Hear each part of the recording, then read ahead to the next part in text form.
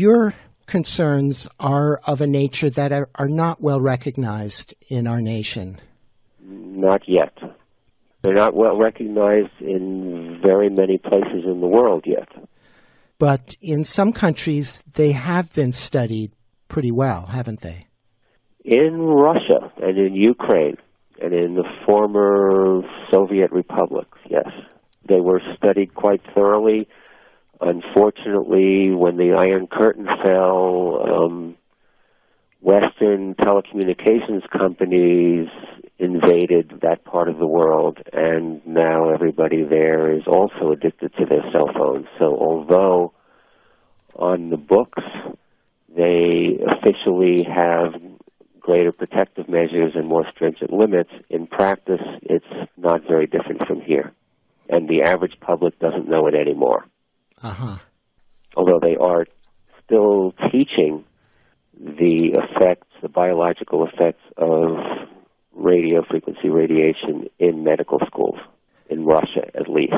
So maybe we could begin by talking about the electrical nature of life and how the brain and the heart and our nervous systems are essentially like finely tuned electrical systems.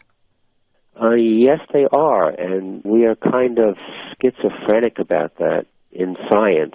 In medicine, I went to medical school for 3 years, and we use electricity incredibly much in diagnosis and often in treatment of various diseases, electrocardiograms, electroencephalograms, electromyograms, X-rays, MRIs. We use it to restart the heart. There are EMF devices, pulsed electromagnetic field devices to treat various neurological disorders, mental disorders.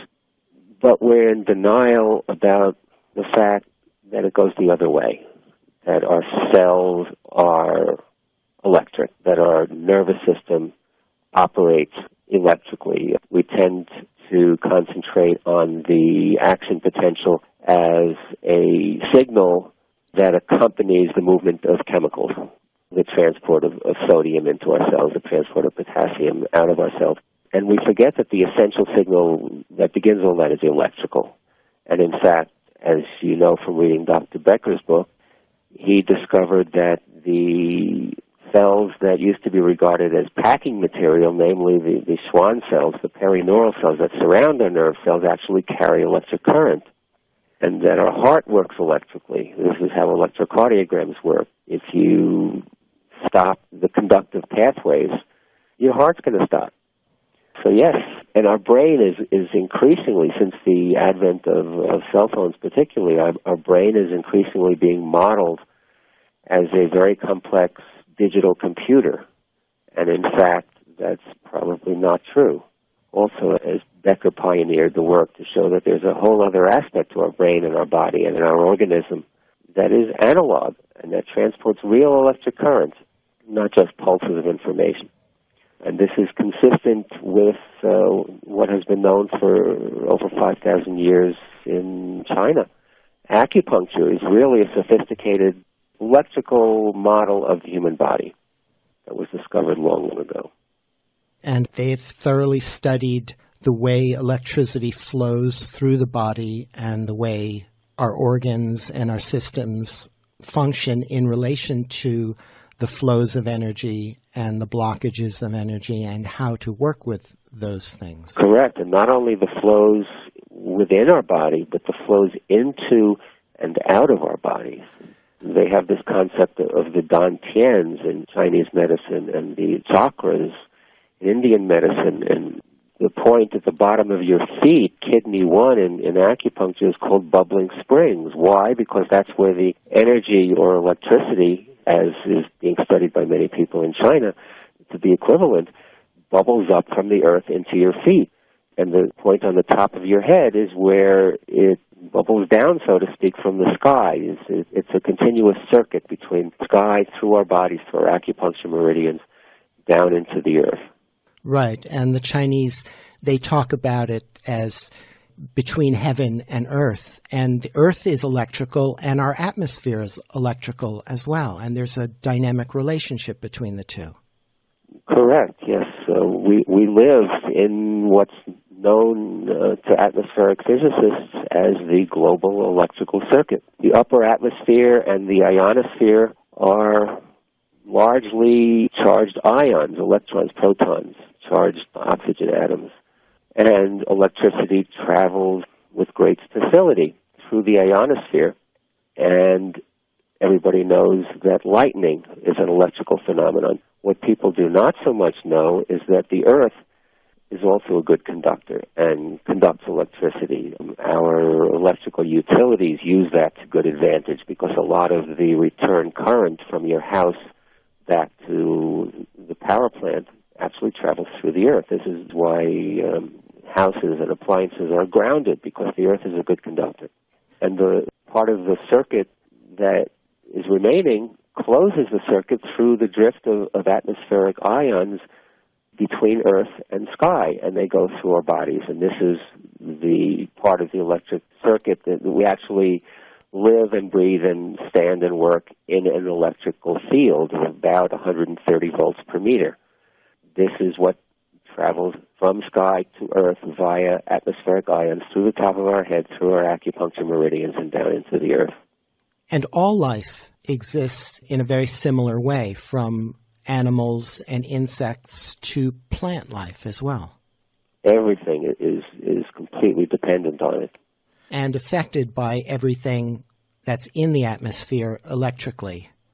This is what's very important, and this is why I wrote my book. This is what our society is in denial about, and has been in denial about for a very long time, resulting in the fact that we are broadcasting electricity now freely through the air without a thought as to what it's doing to us and what it's doing to our environment. And I'm talking specifically now about wireless technology, cell phones and the like. Mm-hmm. And throughout this book of yours, you share documented research and studies that demonstrate the actual effects of various forms of electrical technology on our physical health. And before we get into that stuff, I thought we could maybe explain the difference between some of these different technologies, how they're related in the electromagnetic frequency spectrum. You're talking historically or what exists today? I guess it's all of a piece. My book starts back in the 1700s. Well, let's explore some of the history of it. Electricity was originally thought of as a property of light, back as far as Isaac Newton. And it was used originally in medicine for almost 2 centuries before we started using it intensively for lighting our houses and powering our machines. It was used as a panacea to treat many forms of diseases: deafness, blindness, paralysis, arthritis. You name it, people tried to cure it with electricity. That was called electrotherapy, and with success in many cases. In the year 1800, an Italian physicist named Alessandro Volta came along and invented the electric battery. And he made a momentous pronouncement that electricity, in fact, doesn't have anything to do with biology. And there was a heated debate between him and his countryman Galvani as to who was correct. Was electricity simply an aspect of life that we have figured out how to make use of, or was it irrelevant and extraneous to life? And the view that it was extraneous to life won out, and we began to use electricity for things like electric lights. Telegraph wires came first, actually. In the beginning, all we had was direct current, at first from friction machines producing static electricity, and then the electric battery was discovered, and it was still direct current, only flowed in one direction, from the positive to the negative pole. When alternating current was eventually discovered, so you have electrons oscillating in a wire back and forth many times a second. What we have in our house wires nowadays, here in the U.S. and in Canada, it vibrates back and forth 60 times a second. It's called 60 hertz or 60 cycle electricity. In Europe, it's 50 cycle. Then you can oscillate that much faster. And the other aspect of this is that each time the direction changes, it creates a changing electromagnetic field. So every time you have electricity passing through a wire, even direct current around the wire, you have an electromagnetic field. And it decreases rapidly with distance, but it goes out into the universe pretty much forever.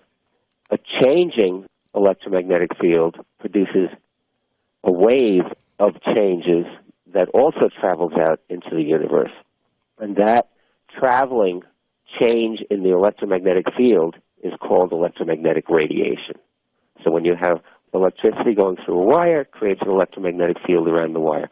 When the electricity changes, for example, when it goes back and forth, alternating current changes direction, the changes in the field radiates through space forever, and it's called electromagnetic radiation.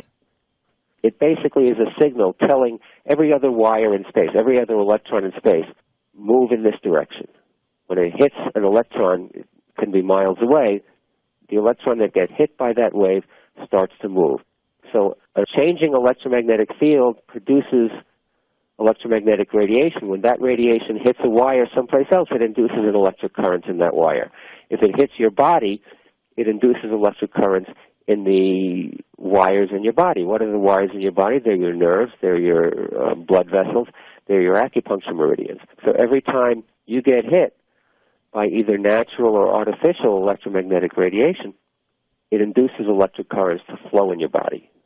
And the problem is that alternating current basically doesn't exist in nature. To some degree it does. When lightning strikes, it produces very low frequency vibrations. The Earth's magnetic field is direct current. So most of what we live in, except for very low frequency waves from lightning, is direct current. We've introduced alternating current, much more powerful than any natural fields that we evolved with. And we've increased the frequency way beyond anything that we've evolved with.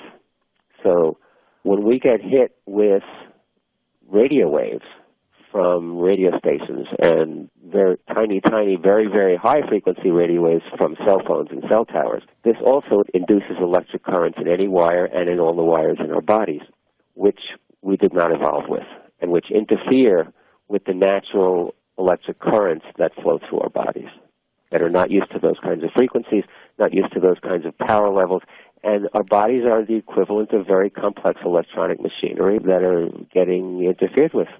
Mm-hmm.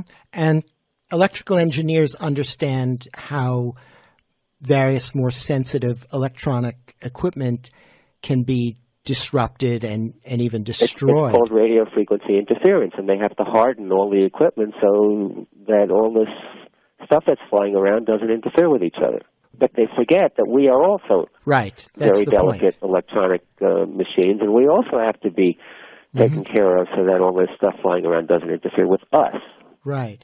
It's producing a soup out there of what you could call dirty electricity. We have this concept of dirty electricity in wiring, which you can easily detect with an AM radio. If you have a handheld, battery-operated, analog, not digital, AM radio, and you tune it to the beginning of the dial where there's no station, and you turn it on, if there was no dirty electricity around you, you would hear a gentle hiss. But if you bring it next to your wall where there's a wire flowing through, or next to an electric light switch, or next to an outlet, in most people's houses nowadays, the radio will buzz and scream and produce all kinds of wild noises. That's called dirty electricity, because all these electronic devices are plugged into our walls, and they're producing high-frequency alternating current of various weird kinds of stuff, and it's going into our house wiring, and it's radiating at us, and this is making us sick. And this has been called dirty electricity.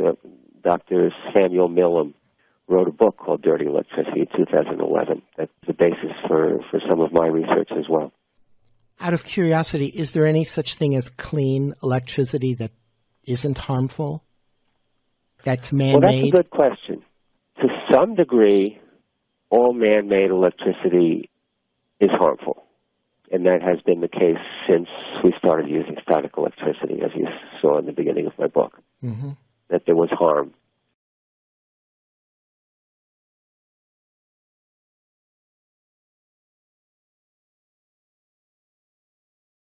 Out of curiosity, is there any such thing as clean electricity that isn't harmful? That's man-made? Well, that's a good question. To some degree, all man-made electricity is harmful. And that has been the case since we started using static electricity, as you saw in the beginning of my book, that there was harm. To some degree, that can be cleaned up. There are engineering solutions. The electromagnetic field around a wire is an unintentional field, and you can shield it. You can twist wires, and you can bury them, and you can configure them so that you can minimize the electromagnetic field coming out of it. As soon as you start putting alternating current through it, the shielding problem becomes more difficult, but not impossible. The difference between all of that and wireless technology is that suddenly we're broadcasting it deliberately over every square inch of the earth. And that is dangerous, and that cannot be fixed. Right, it's not contained. That's right, it's no longer contained. So using the analogy of a fire, contained within the fireplace, it's very useful, but if it gets out, it can destroy everything. Well, we make the analogy to a microwave oven. As long as the microwave oven is shielded and the door is shut, it's useful. You can put food in it, it'll cook it. You don't want the door open while you're cooking your food, because then it'll cook you. What a cell phone is a small microwave oven with the door open. It's an uncontained source of microwave radiation that you're putting next to your head. So let's get into the effects, and let's start by talking about the historical connections between the rollout of each new level of electrical technology and the illnesses that erupted at the same time. Okay. The first technology that was actually harnessed for uses outside of medicine was telegraphy, telegraph wires. And it was harnessed very quickly and in a very big way. Like millions of miles of telegraph wires were strung around the earth starting in the 1840s, 1850s, 60s, 70s. Submarine cables were laid. It went worldwide. And a new disease was started to be reported in the medical literature that they called neurasthenia. Now, we call that nowadays anxiety disorder, but from the time it was first described, which was in the 1860s, until about the turn of the 20th century, it was considered a physical disease, not a psychological disease as we think of it today.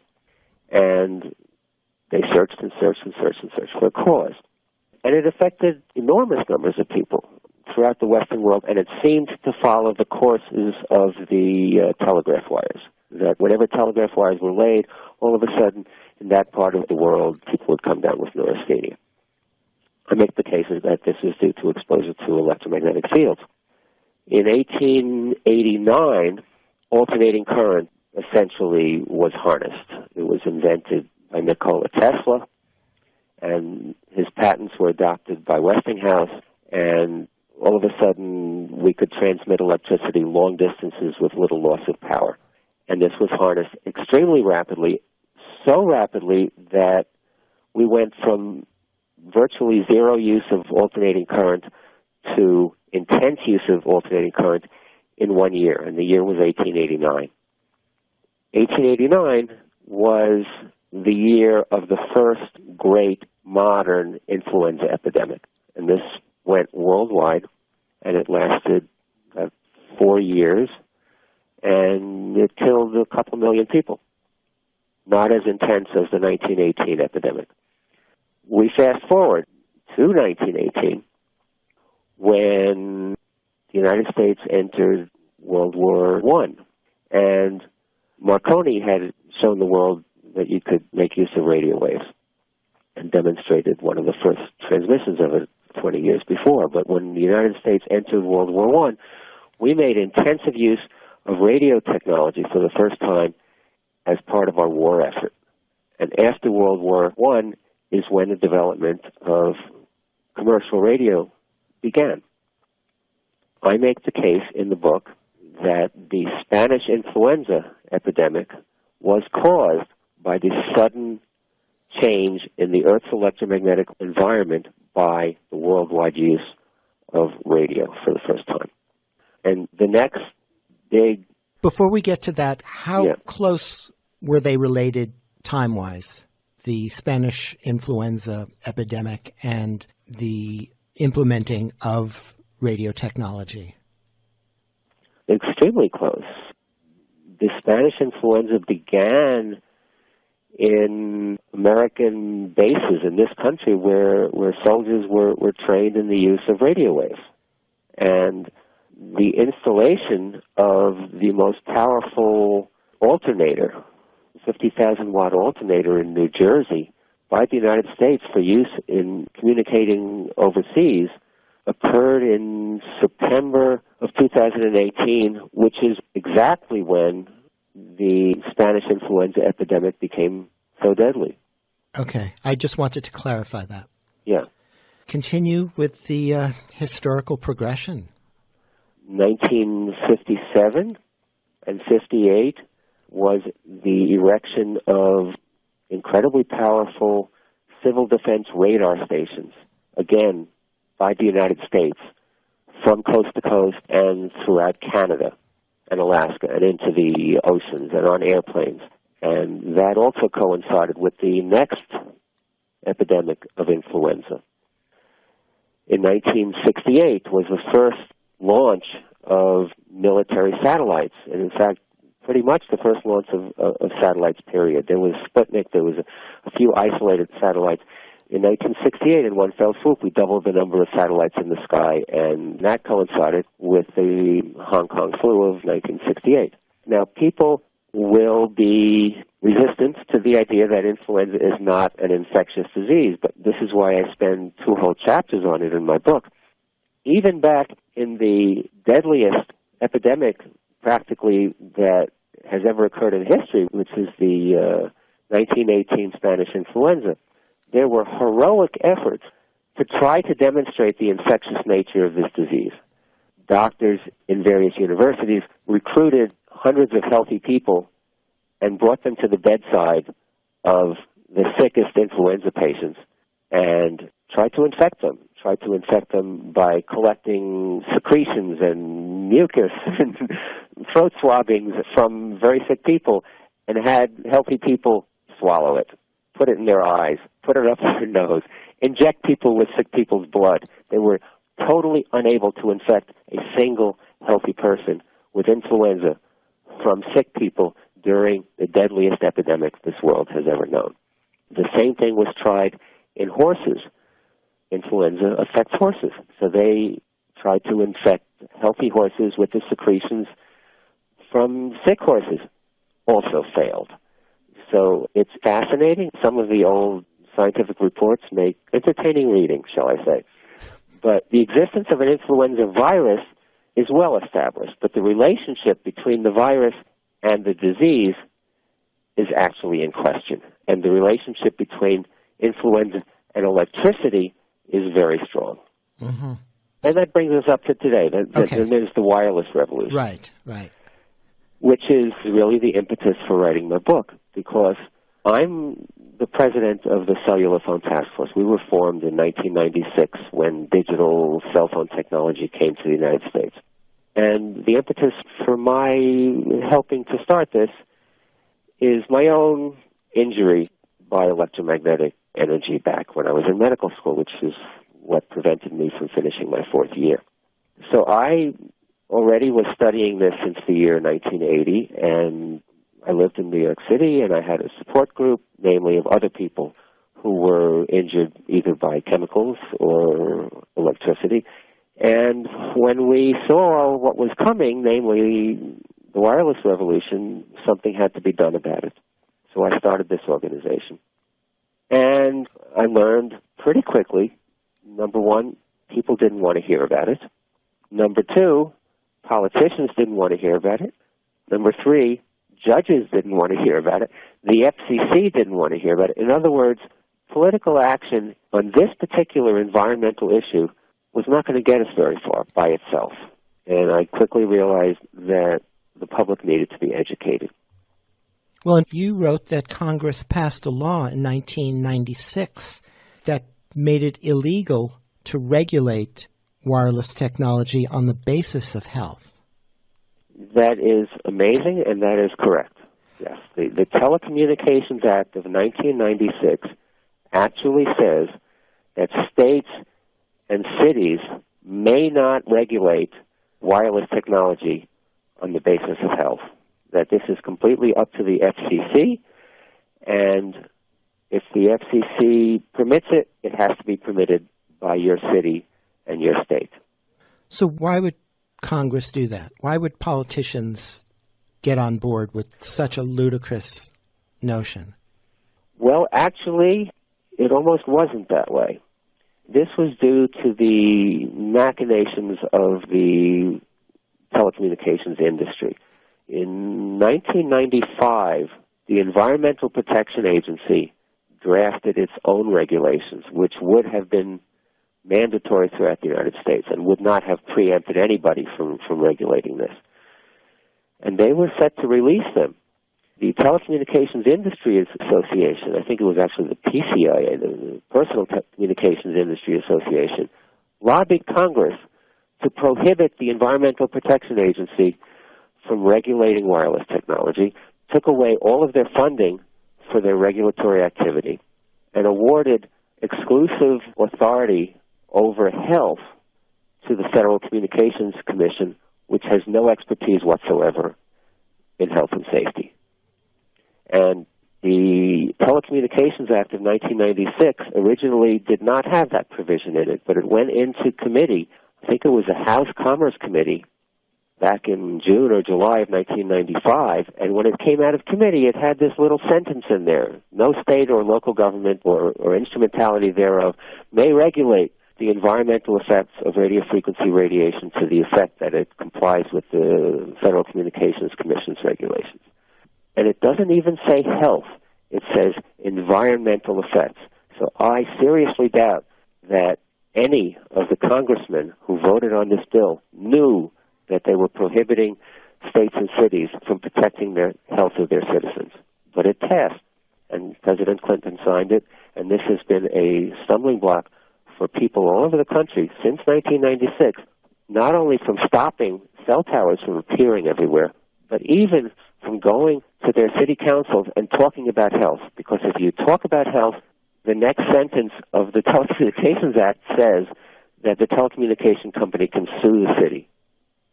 So everybody has been silenced. Scientists have been silenced. There have been thousands of studies saying this stuff is harmful. But even if you are a scientist, you can't go to your city council and say, hey, this is harmful, don't put it up. You can't even talk about it.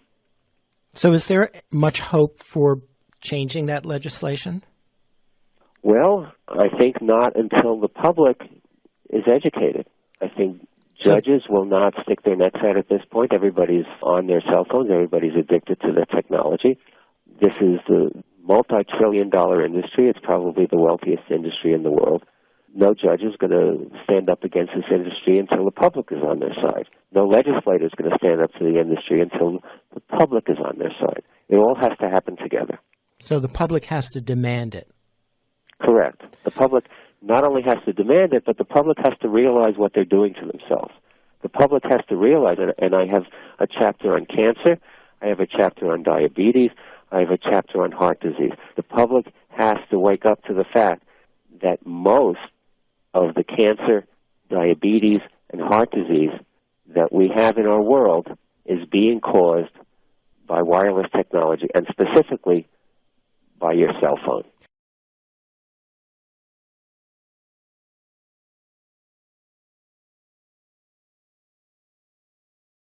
The public has to wake up to the fact that most of the cancer, diabetes, and heart disease that we have in our world is being caused by by wireless technology, and specifically by your cell phone. Okay, and that was where I wanted to go next, and the mechanism or how this electrical technology causes these diseases. Okay. First is the fact that it does. And this was discovered by, as I mentioned him before, Dr. Samuel Millam, retired from the Washington State Department of Health.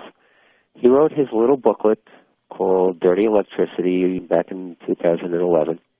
And these amazing charts were in his book from the 1930s and 1940s when President Roosevelt's rural electrification program was going on.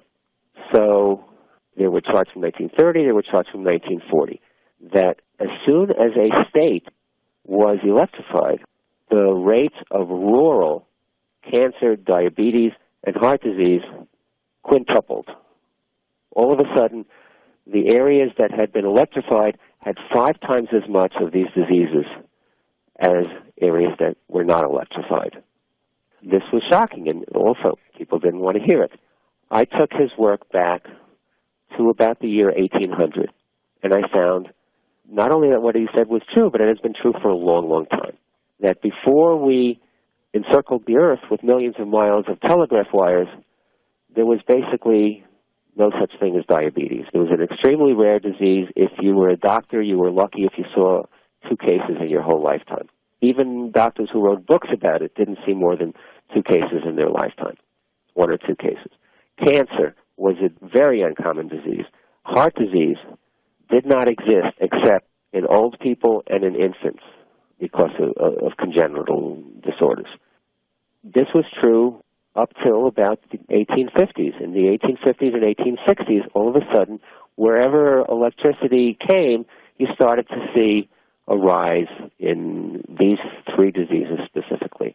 And this has continued up to today, and I've correlated it with each advance in electrical technology. And the explanation has to do with what goes on in our cells, and in fact in the powerhouses in our cells where we metabolize our food. That's called the mitochondria. The last step in metabolism is the electron transport system in the mitochondria, where the electrons from our food get combined with the oxygen that we breathe, and we essentially burn our food and produce energy. Electron transport is subject to interference by electromagnetic fields. Which sounds very obvious. Yeah. And what happens when you interfere with electron transport? You can no longer efficiently metabolize sugars, so they back up into your bloodstream, and you get diabetes. What happens when you can no longer efficiently metabolize fats? That backs up into your bloodstream, fats get deposited into arteries, and you get heart disease. The flip side of it is you're not making good use of the oxygen that you breathe. So all your cells are, to some degree, oxygen starved. And cancer thrives in an anaerobic environment, anaerobic metabolism. In fact, how cancer is usually diagnosed nowadays is because cancer cells use enormous amounts of glucose in anaerobic glycolysis. That's how cancer is diagnosed. You take a picture of the body, and the areas that show up as having high radio-labeled glucose are the areas where you look for cancer. So those 3 diseases are going to be increased if you interfere with electron transport, and that's exactly what's happening. And reading your book, everything you present makes a very, very convincing argument for this. And I didn't make this up. I'm very good at piecing together pieces of a puzzle. I'm very good at seeing the overall picture. All my sources for historical are original sources. All my sources for the science, and I didn't invent all this either. There's Dr. Martin Blank and Reba Goodman at Columbia University, until they retired, were talking about the interference of electron transport by electromagnetic fields. And there are others. Everything in my book is documented in detail in the bibliography. The bibliography is almost 140 pages long, because I knew that everything that I'm saying was going to be controversial, and it needed to be thoroughly documented, and it is. So maybe we could get into some of the studies of the effects on animals and insects, birds, and bee colony collapse is a huge issue these days. Yeah, the bees is one of the most interesting parts of this. There is a lot of evidence nowadays that colony collapse syndrome in honeybees is due to electromagnetic pollution, largely from cell towers. And there is anecdotal evidence all over the world that bees tend to disappear in the vicinity of cell towers. There's been work explaining this, but let me go back again to the history, that the first instance of reporting of something like this occurred on the Isle of Wight, yes, off of England, where Marconi built his first radio station. And immediately, back in 1904, the bees started to disappear from that island, and it was called Isle of Wight disease. And I go into the history of that also, because colony collapse disorder did not emerge from nothing. It had a whole history going back to 1904, except it's gotten a lot worse, and dramatically so in modern times, again, coinciding with cell phone technology. The most dramatic experiment was done, I believe, in Switzerland by Daniel Favre. I may be getting him mixed up with somebody else, but there was a dramatic experiment where they exposed honeybees to an actual cell phone. And then, at short intervals, took samples of the bees' hemolymph, which is the bees' version of blood. And within 10 minutes after the exposure to a cell phone, the bees were practically not metabolizing their food. That the sugar levels rose to very high levels in their blood.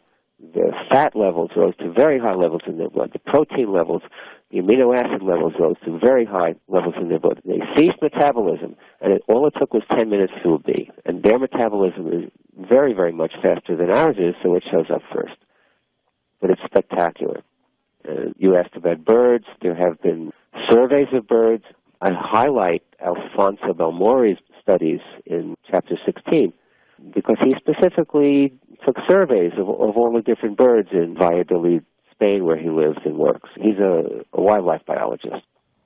And he showed how all the different species were very much more common in areas where there were no cell towers.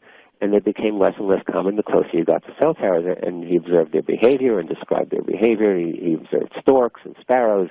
He did experiments with amphibians, raising them in tanks, shielded and non-shielded. Also very dramatic, the shielded tanks of tadpoles that he raised. They were both on a balcony of a building, like the fourth story of a building that was 200 meters away from a cell tower. The shielded tadpoles all lived. The unshielded tadpoles practically all died. It was very dramatic. And so it makes you ask the question, why are so many species of amphibians disappearing from remote wilderness? It probably has very much to do with we don't treat radio stations and radar and cell towers, which we put in remote wilderness, as environmental assaults, and they are. And they affect plants as well. There are studies of how forests were affected by radar stations. Especially in the Cold War. Yeah, this was documented in Germany, near the border between East and West Germany, where there was lots of radar aimed at that border, and they had the term Waldsterben, forest death, and it specifically happened in areas that were highly irradiated. So there's an interesting paradox of the people who are most affected by this technology, whose health is affected the most. You'd think it was the young and the infirm who would be most affected, but studies show that it was actually the healthiest members of the population and the people in the age between 15 and 30 who were most susceptible to particularly the influenza outbreaks. Yeah, this was a peculiar aspect of influenza, and still is a peculiar aspect of influenza, although nowadays we hear advertisements telling old people and infants to get vaccinated. But in fact, influenza more often makes you sick if you are between the ages of 20 and about 50. And the stronger you are and the healthier you are, the more likely you are to get influenza. And this was very dramatic in the 1918 flu epidemic, so much so that doctors started to worry that their advice to their patients to stay healthy and to be fit and strong was actually killing them because it was the strongest, healthiest people that were getting influenza and dying of it. Is there any logic to why that happens that way? Well, they never figured it out. And people who have specialized in influenza since then have not figured out why. My theory is that it is the strongest and health, and it hit pregnant women very hard, too. Those of us who are most vital, in other words, people in their young years, people who get pregnant, people who are very much connected to the world, are also very much more connected to our electrical environment. We have much more chi flowing through us, our acupuncture meridians. And this is vitality that we get from the world. When the global electrical circuit becomes polluted, essentially with dirty electricity, just like when we plug our electronic devices and computers into the wall, we pollute our wiring with dirty electricity. We're actually polluting our bodies with dirty electricity when we throw this stuff out into the world. And those of us who are most connected to our environment are most susceptible to being disturbed by it. Mm-hmm. And then there's the people that are saying, well, we're living longer than ever before. So what's all this uproar about illness and disease? I also have a chapter about that. Chapter 14 in the Invisible Rainbow is about exactly that our metabolism is being disturbed. And when you slow down your metabolism, it's like putting us into a mild state of suspended animation. And of course, if your metabolism slows down, you're going to live longer. And it's very interesting. The most reliable way to extend an animal's life in the laboratory is to restrict its intake of food. This is called, in longevity research, calorie restriction. That if you restrict an animal's intake of food throughout its life, it will live longer, and it will live much longer. You can double a mouse's life simply by cutting its food intake in half throughout its life. It slows down its metabolism. But that's a healthy way of slowing down the metabolism. When you cut down your intake of food, your rate of metabolism decreases. Your rate of disease also decreases. It turns out that when you irradiate an animal, and this can be non-ionizing radiation, the experiments bear this out too. We have research that they expose rats to radio waves throughout their life. And we have research where they expose animals, various types of animals, to ionizing radiation, atomic radiation, X-rays, gamma rays, for their whole lives. That if the dose is small enough, it won't kill them, but it will make them sick, but they'll live longer. That animals that are exposed to gamma rays at low doses get lots of cancers, but on average they live longer than the unexposed animals. And the same thing with radio waves, that if you expose animals to radio waves throughout their lives, like laboratory rats, they get more cancers, but on average they live longer. So if they're not killed, if they don't die of their disease, they live longer. Uh-huh. So you can restrict your metabolism in one way and have you become healthier, or you can restrict your metabolism in another way and live a sicker, longer life, and that's exactly what we're doing now. In our world in the 21st century, we are living sicker, longer lives, and the length of our lives is not primarily, is to some extent, but it's not entirely due to modern medicine. Some of it is due to all this electrosmog that we're living in.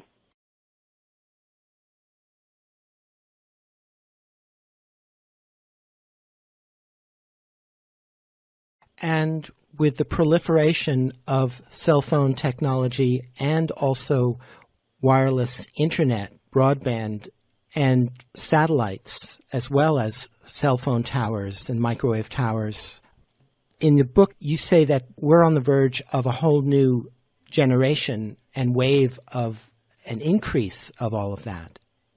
We are, and it's been in the news lately. It's called 5G. And it's being planned both on Earth and in space. On Earth, the telecom companies are gearing up for this new thing that they're calling the Internet of Things that's going to be served by a kind of service that they're calling 5G wireless technology. And it's going to be totally different than the kind of cell phones and Internet connections that we have now. It's actually going to be phased arrays, which is not in my book, because when I wrote my book, this was not on the drawing board yet. But it's going to require small cell towers, antennas on existing utility poles is how they're going to do it, on every block in every city in the world, spaced about 200 to 300 feet apart throughout the world. They're going to use millimeter waves. Each cell site is going to have thousands of tiny antennas in it, focusing beams at your cell phone, at your wireless hub in your house. The intensity of radiation that we'll be hit with will increase astronomically. The second thing that's on the drawing board is doing this with satellites in space. And only recently, Elon Musk of SpaceX, just last week, he got permission from the FCC to launch his first 4,425 satellites into space. That's already been granted. Eventually, SpaceX's plans are for 12,000 satellites completely blanketing the Earth with phased array antennas, super high-speed internet from only 200 miles in altitude. They're going to irradiate every square inch of the Earth. There's going to be no place remote enough where you're not getting irradiated. The fact that these are still hundreds of miles above our heads is not reassuring in light of what has happened historically. That every time we have dramatically changed the properties of the Earth's electromagnetic field, which is called the magnetosphere, it has had dramatic effects on health down here on Earth. And so we are sounding the alarm. There's a new organization, relatively new, it was founded 3 years ago, called GARDS. It's the Global Union Against Radiation Deployment in Space. And GARDS has a website, stopglobalwifi.org. My website is cellphonetaskforce.org. That's where my book is for sale also. My book, The Invisible Rainbow, is only for sale on our website, cellphonetaskforce.org. It's not available from Amazon or Barnes & Noble. Okay. So I'm curious, do we adapt to these technologies being in the environment? To some degree, we've had to adapt. If we wouldn't have adapted, we wouldn't be here. To some degree, animals adapt. And that has been shown historically, for example, with homing pigeons during the 1930s and 40s when the proliferation of radio stations all over the planet. People who possessed homing pigeons and the military that used them for communication, pigeons started to get lost all over the place and to lose their orientation, and they've adapted to some degree. But we're not adapting anymore. Yes, to some degree we're functioning, but we're getting more cancers, we're getting more heart disease, we're getting more diabetes, we have more refugees from this technology. You talked about people who are affected. These are people who are consciously affected. We've been injured. I was injured back in 1980 while I was in medical school. And so I feel the stuff. I couldn't use a cell phone if you paid me $1 million. Couldn't do it. And there are people that my organization, besides education and advocacy and some litigation, we're a support group. And we're a support group for the thousands of people who are calling me all the time. And we have a board of directors that's scattered all over the United States that do some of the same work. These are people who've been driven out of their homes, unable to work, living in many cases in their cars in remote places until they can't anymore. It's a tremendous refugee problem. It's like if you have a cell tower built near your home, you get so sick that you can't live in it anymore. If you live in an apartment building and your neighbor on the other side of your wall has a Wi-Fi access point, you've got to move. If the utility company comes and puts a smart electric meter on your house, you've got to leave. And how many people is this happening to?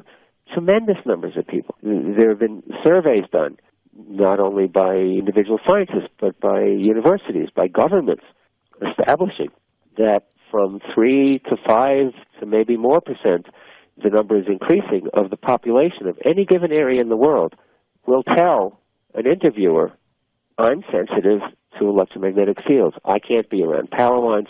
I can't be around wireless technology. Now, if you extrapolate that to the whole world, and you make adjustments to the fact that maybe half the world doesn't even have access to Internet yet, as a conservative number, still, 100 million people out there have had their lives disrupted by electromagnetic radiation. Out of those, and I'm talking from personal experience, from the thousands of people that have called me, at least 1 out of 5, 1 out of 4 of them have eventually been displaced from their homes. So you have, conservatively, a population of 20 million refugees in the world. It's a terrible thing. And this is also why I'm doing this work. So from this problem, there's a whole new cottage industry of mitigating technologies to help people cope. Yes. Are there any effective mitigating technologies available that can help people? Well, the International Institute of Building Biology and Ecology teaches courses and certifies practitioners both to diagnose and mitigate chemical contamination and electromagnetic contamination of homes. There's nothing they can do about infrastructure, cell towers, radio towers, stuff like that. But they can go into your home and they can take measurements. I myself have a large box of equipment. I can do this. I'm not trained by them. I'm self-trained. But you can go to their website. What is it? HBELC.org, approximately like that. It's the Institute of Building Biology and Ecology. And you can find a list of practitioners in your area. And this is how they make a living. And it's another indication of how large this population is that they serve. As far as, is there anything effective? There are ways that you can shield yourself.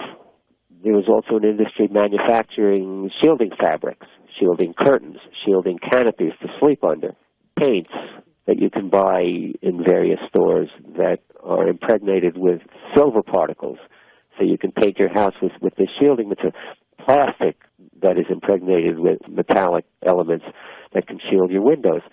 You can actually shield your whole house. You can build a house out of metal. You can do this. It's not healthy. It works to a degree. Why is it not healthy? You're cutting yourself off from the Earth's electromagnetic fields. It's not a healthy thing to do in the long term.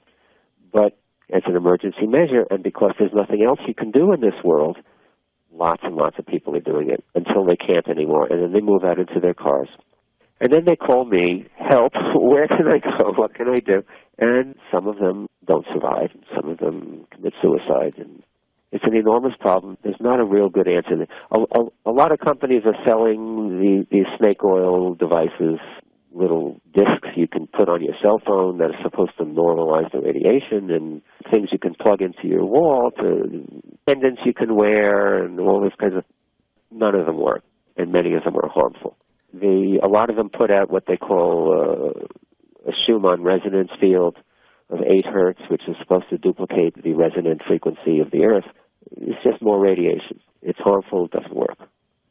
So then there's really not much hope for... But the hope is we've got to stop it. Right. This is a threat. This is political activism. It's political activism. It's a planetary emergency. It's a threat to life on this Earth. In my opinion, it's a more immediate threat than global warming. Because global warming is going to kill us eventually if we don't do something about it.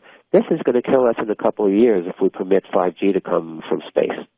And there's no way to really effectively and healthfully stop it or block it. Go live underground. we shouldn't have to live this way. And most people are oblivious. And that's why I'm on the radio. That's why I'm consenting to give interviews. That's why I wrote my book. That's why I helped organize GUARDS and founded the Cellular Phone Task Force in 1996. And it has to be done. It has to be stopped. So how can people get involved in this? How can people do something to make the most of their energy and activism? Contact me via my organization's website. It's www.cellphonetaskforce.org.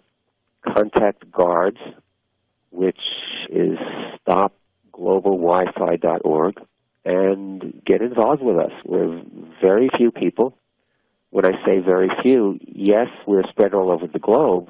Yes, there are scientists that are butting their heads against the wall just like us activists are butting our heads against the wall.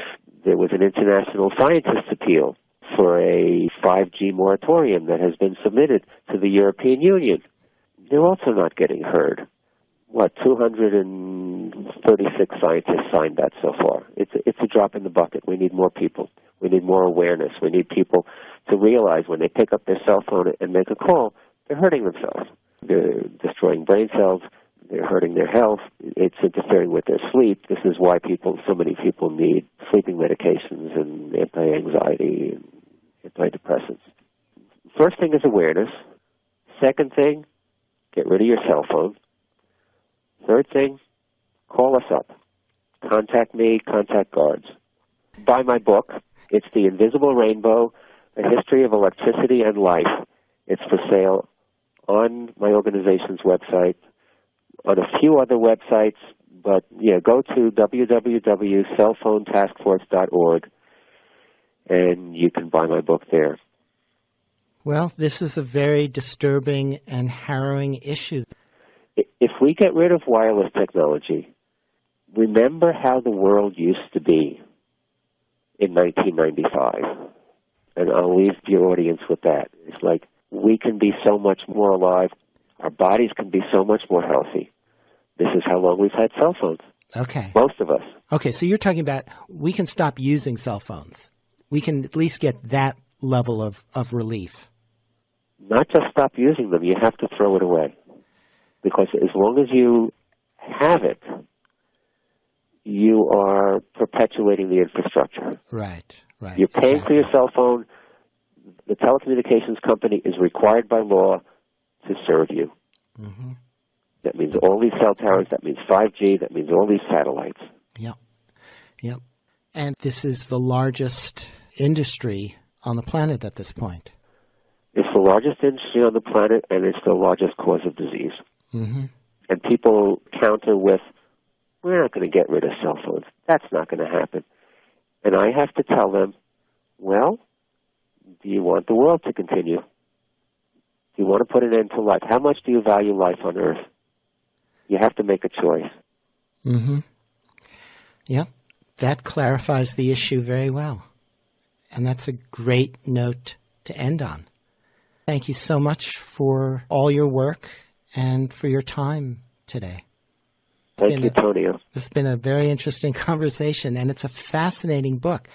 I expect it to be reviewed in an environmental history journal shortly.